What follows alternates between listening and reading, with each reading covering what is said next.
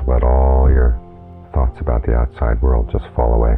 Whatever you've been thinking about, whatever places your mind has been scattered, just let them drop and bring attention right in, right here, right at the breath. There's a lot of unfinished business out there in the world, but it's always going to be unfinished. One job gets done and another one comes right on it. Then you realize a lot of the problem is with the mind itself. On days when things are perfectly fine, the mind starts getting antsy and can't help but thinking about things that it wants. What's the next job out there on the horizon? So if we follow that particular tendency, it never comes to an end. There's always going to be work to do. When people say they finish their job, that's because they just get too weak to do it. And so whatever's left has to get left undone. So for the time being, just leave things undone. Let's create this little corner of quietness in the mind. It's what Ajahn Suwat liked to call Wat Metta, but he also talked about meditation as creating this corner of quietness, this place where the mind can really be solid and settle down and have a firm foundation, even in the midst of all the things that are not firm and unsettled in the rest of the world. Because when we talk about the world, it's not just the world outside. The world inside the mind also has a lot of unfinished business. And the urge is to decide, okay, what business needs doing? What are the tasks that really, when you do them, do get done? So you really do have something accomplished in the mind.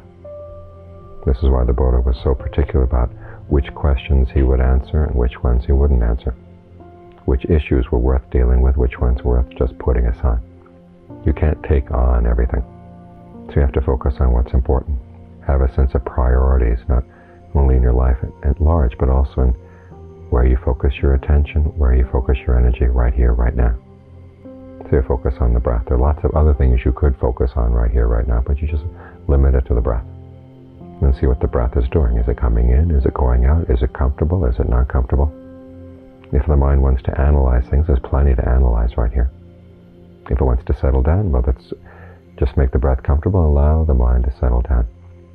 But do your best to monitor what the mind is doing so that it stays alert and mindful.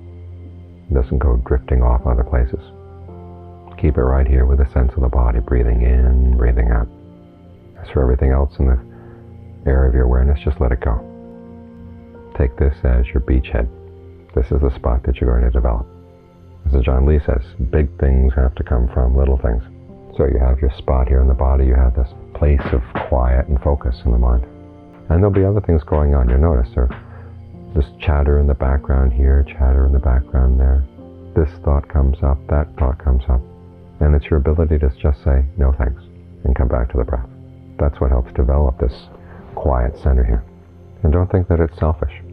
Just like the monastery, we create a little quiet corner up here in the mountains. And don't think that it doesn't have an effect on the rest of the world. It does. The more quiet there is here, the better it is for the rest of the world. And it's the same with your mind. The more quiet you can have in this one spot, the more stillness, the more steadiness you can get going here. The whole rest of the mind benefits, and the people around you benefit as well. Because once you've got this quiet spot going, then when you act from this quiet spot. When you speak from this quiet spot. When you think from this quiet spot. When intentions, when impulses arise in the mind, the observer standing on this quiet spot can look at them, see what's worth acting on, what's not worth acting on. And this way, not only do you benefit, as I said, the people around you benefit as well. And once this quiet spot gets more settled, then it begins to spread out to affect the rest of your mind.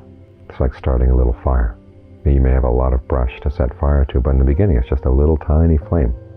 And you have to be very protective of it because there's wind and all those sorts of other things that will try to put out the flame. So you have to cup your hands around it, be very protective of it. But once it takes, then it will spread. When the Buddha described meditation, he used the word jhana, which comes from the verb to burn. But it's the burning not of a wood fire, but the burning of an oil lamp. It's a steady flame that's trying to keep going here. And once the steady flame gets established, then it begins to spread. So there's a sense of steadiness and brightness throughout the whole body. As the breath energy gets good in one spot, then you allow it to flow to other spots. And so your little spot begins to expand. And you find that this still awareness fills the whole body.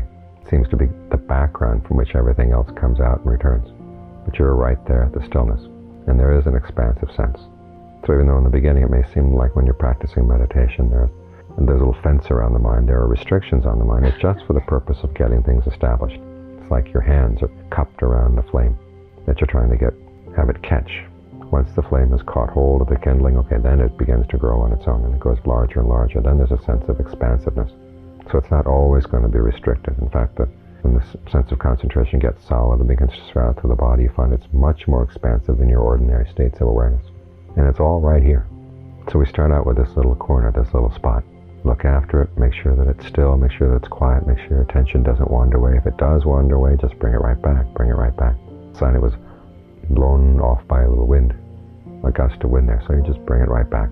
And do your best to protect this little flame of stillness, this little still flame you've got going here. Then once it catches, then it can expand.